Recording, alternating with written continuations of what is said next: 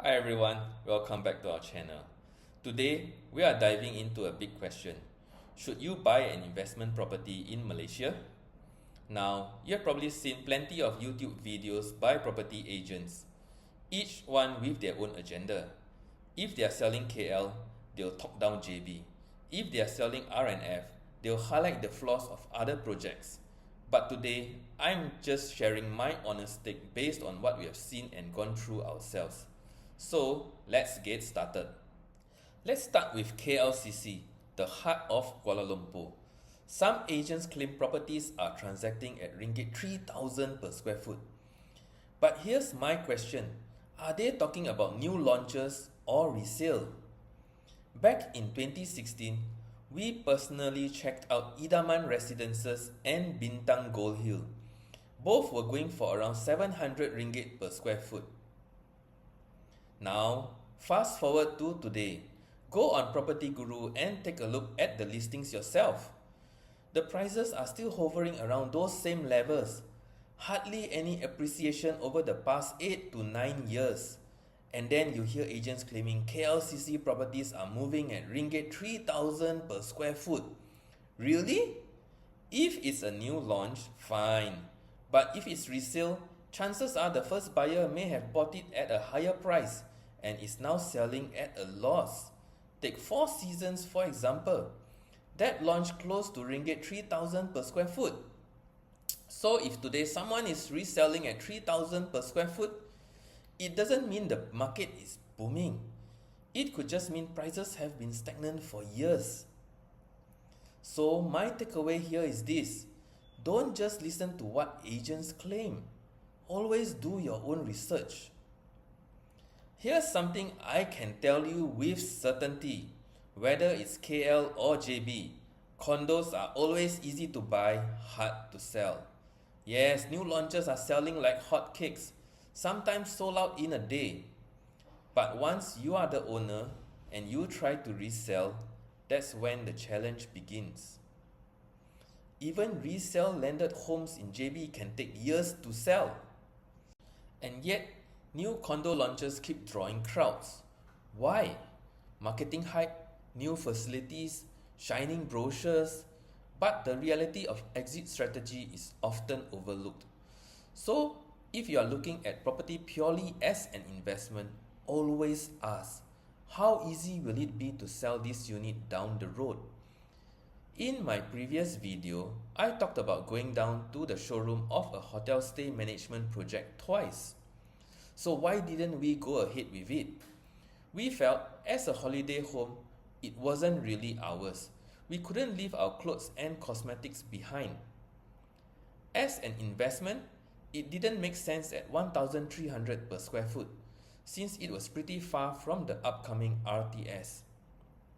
Besides, I wouldn't consider it walkable. Owners and guests had to risk life and limb to walk quite a distance to the RTS. Yes, Grab is cheap here, but when traffic is bad, a 5-minute Grab ride can easily turn into 15 minutes waiting for your driver and another 30 minutes stuck on the road. We figured with the RTS up, traffic heading into the city towards the station would be chaotic. So if a project is not truly walkable to the RTS, it's a deal breaker for us. Now, out of respect, I won't mention the project names here. I don't know the legal implications of raising negative points about them. But if you are genuinely curious or want to know more details, just PM us privately and we'll be happy to share our experience one-on-one. Later on, another new launch came about with a proposed sheltered walkway to the R&F walkway. Like the previous project, this one also allowed owners to rent out their car park lots.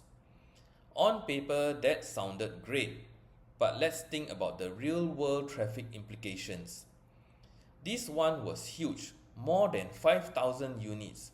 Each unit even came with 2 car parks. So imagine this. Every owner keeps one car park lot for themselves and rents out the other to people working in Singapore.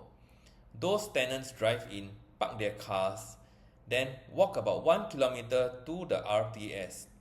But think about the reality. Every morning, potentially 5,000 cars trying to enter the car park within a 2-hour window.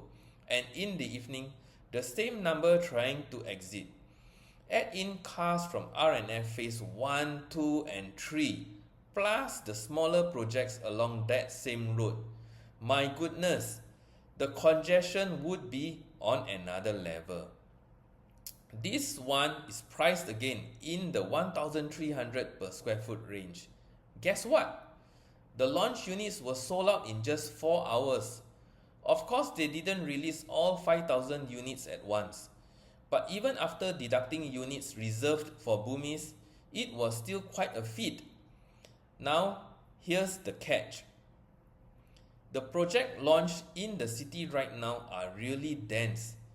It's literally door facing door with long narrow corridors. There's very little breathing space, but buyers don't seem to care. Why? Because agents are pitching them with calculations based on current rental yields. On paper, the math looks attractive. Buy now, rent out, collect steady income. But the real question is, with thousands of new units flooding the market in the next few years, will the rental prices actually hold, or will they come under pressure?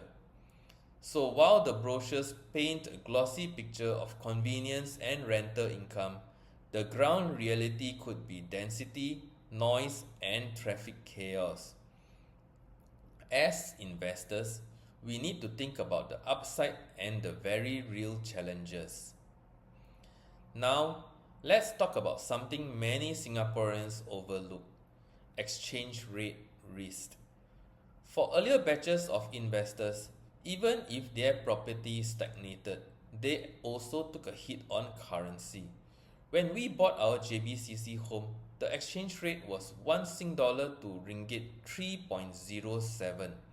We took a loan, and as the ringgit depreciated to 3.3 to 3.55, we changed more ringgit to pay down the loan. Our effective rate is about 1:3.3. At today's exchange, I'm not too worried. In fact, I'm optimistic. My prediction, in the next 5 years, the ringgit could strengthen to 1:2.7. Why? Because more Singaporeans are buying second homes here. They'll need to sell Sing dollar and buy ringgit. That demand could lift the ringgit. Now, I must stress, I'm no financial advisor. In fact, let me prove it. Years ago, I invested half of our savings into Hyflux at 91 cents. And when it dropped to 87 cents, I show hand and went all in. Then it continued to drop to 71 cents. Painful. Then, for no reason, it shot up to 93 cents. I quickly sold all for a small profit. Within months, it went to zero. Was I a guru? No, just lucky. So please take any prediction I make with a tablespoon of salt. For foreigners buying in Malaysia, don't just look at the entry price. Be aware of the costs. There's the foreign buyer levy, then there's the capital gains tax, between 10% to 30%. At today's prices, I don't think it's a big issue, and anyway, it's calculated against your SPA price before discounts. But here's the bigger risk: tenants. If your tenant stops paying rent, eviction is painful. Months without income, tens of thousands in legal fees, and usually you won't recover unpaid rent. In Singapore, at least you are a local renting to a foreigner.